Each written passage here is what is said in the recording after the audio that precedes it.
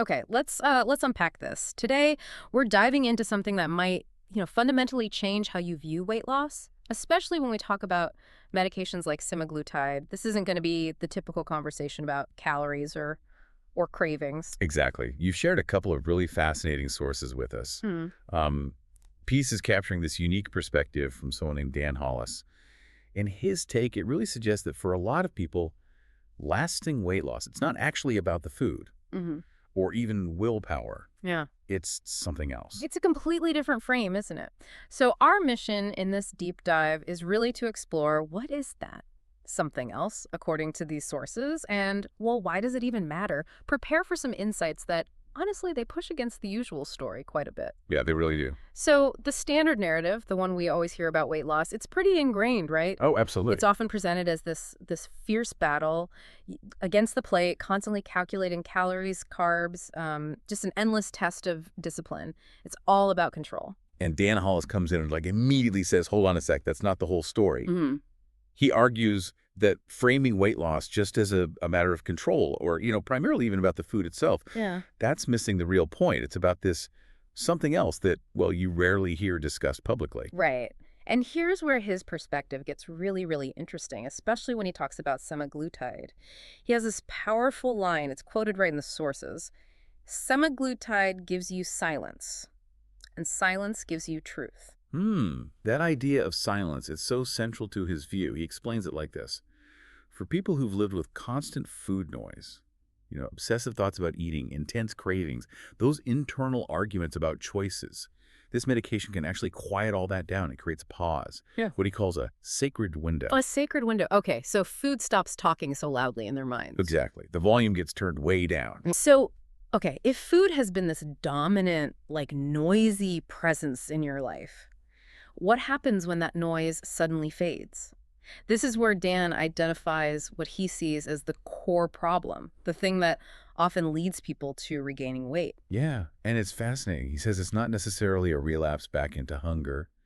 It's a relapse into confusion. Confusion. Wow, okay. Right. It's such a critical distinction. Yeah. If that constant internal chatter about food was like the familiar soundtrack of your life, and suddenly it just stops, you're left in this quiet space, you might literally not know how to operate.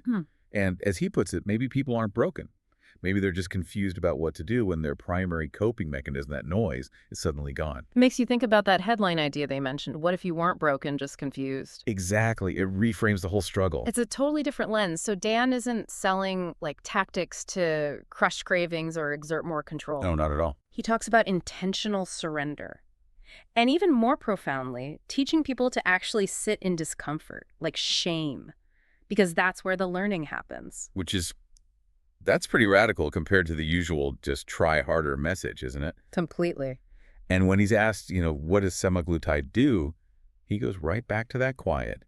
He suggests it provides a moment where food stops talking. And for some people, he says that's the first honest moment they've had in 20 years regarding their relationship with food. 20 years. Imagine that. 20 years where food noise dictated your thoughts, your actions, and then suddenly, quiet. It's huge. It really makes you wonder then, why do people struggle sometimes, even when the physical hunger is reduced? And Dan argues it's often not because the drug isn't working biologically.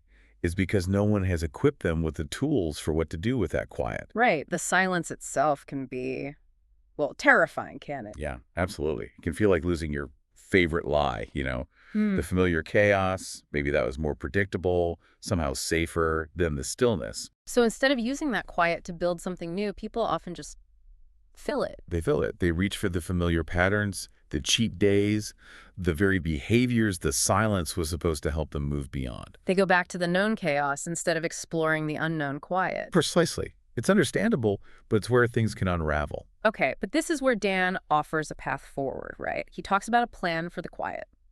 He calls it building scaffolding or inner architecture in that space semaglutide creates.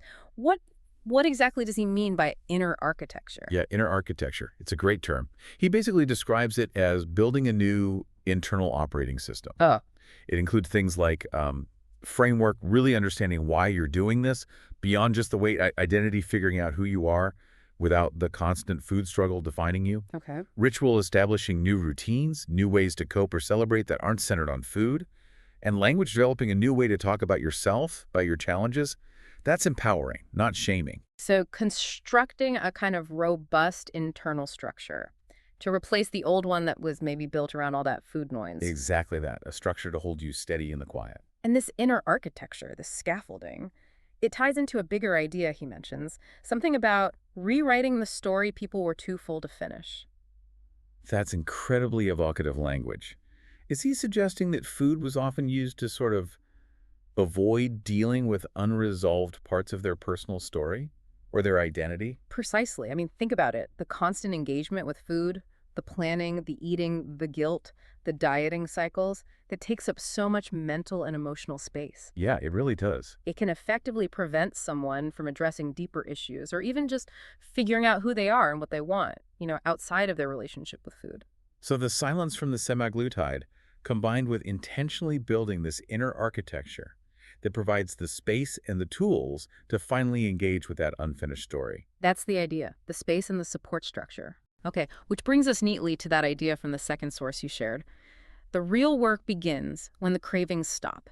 That's when the truth shows up. Absolutely. It clicks perfectly with Dan's perspective, doesn't it? It really does. It just underscores that the biological intervention, the drug, it isn't the end goal, it's the catalyst. It opens the door. Right. And people falter not because the medication stops working on a physical level. But because they weren't guided on how to actually use that biological pause, how to leverage it to rewrite those deep-seated rituals, the ones often tangled up with their identity. So the fundamental reframe here is weight loss isn't just about hitting a number on the scale.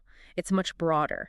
It's about building a life where food isn't the only tool, or maybe even the primary tool, for coping with emotions, stress, boredom, all of that. Yeah, and Dan captures this so beautifully, I think, when he says, and this is another quote, "You didn't lose control, you lost connection to your hunger cues, to your purpose, to yourself. That's what we help you rebuild." Wow. Connection, not control. It's about reestablishing those vital internal connections that the constant food noise might have drowned out for years. So, seen through this lens, semaglutide isn't some kind of magic bullet just to shrink your body. No. It's more like a pause, a breather, a reset. Yeah, exactly. It's Right. a temporary window. And it's designed specifically to give you the physical and mental capacity to design and then implement a new system for living. And understanding that distinction really highlights why focusing only on fast-scale results can be, well, misleading. Totally. Because the scale doesn't measure self-trust, does it? It doesn't measure inner alignment or resilience. Nope. Planning for what life looks like after that period of quiet, maybe after semaglutide, that's where the lasting change is really built. Which also tackles that persistent idea, that notion that using a medication like this is somehow cheating. Dan confronts that head on too, right? He does, and he offers this really powerful counterargument. He says, semaglutide isn't cheating, it's adaptation. Adaptation. And then he adds, the real cheat is pretending willpower was enough. Ooh, that really flips the script. Doesn't it? It acknowledges that for some people, maybe willpower alone wasn't enough to break cycles deeply tied to their biology and these ingrained behaviors. And semaglutide provides a biological adaptation, a shift, that creates the necessary space for that behavioral change to actually take root. And that space, that quiet, allows for the really crucial step of replacing old habits, not just removing them. Yes, because if you just remove something, you leave a void. Right. So the biological head start from the medication gives you the opportunity. But it's the new inner architecture, the new identity you consciously build in the quiet. That's what sustains the momentum long term. He makes that point really vividly, too. You don't hold on to weight loss with discipline. You hold on to it with alignment. That shift from discipline, which often feels like a constant exhausting battle, to alignment, which feels more like living in accordance with your values, your purpose, those rebuilt connections. That's key to his whole framework for healing. It's not this dramatic public performance of willpower. No, it's quiet. It's intentional. It's a slow, steady layering of new choices, new thoughts, new systems, built specifically during that sacred window the medication helps create. Which brings us right back to the core conclusion from these sources, doesn't it? It's not really about becoming some idealized version of yourself based on a number. Not at all. It's about finally being given the physical and mental space The quiet to actually become yourself. Yeah, the person who wasn't constantly being dictated to by the food noise and those old, maybe outdated coping mechanisms. It really reinforces that initial premise we started with. It was never about the food. It was about everything else the food was covering up or standing in for. So, wrapping this up, this perspective really suggests that achieving a goal like sustainable weight loss, Right. it might not be primarily about pushing harder with willpower or imposing stricter control. Right. It might be more about creating or perhaps recognizing a quiet space, Mhm. a pause. And using that pause for self-discovery, for rebuilding your identity and habits from a place of truth rather than, the overwhelming noise we're usually dealing with. Yeah. Exactly. And for you, our listener, this kind of raises an interesting question, doesn't it? If finding a pause and really using that quiet space to build something new, a new system, a new identity, maybe a new chapter in your story, if that's crucial for this kind of transformation. Hmm. What other areas of your life might benefit from intentionally stepping back, quieting the noise for a bit, Hmm. and using that space to design something different? Yeah. Something to really think about.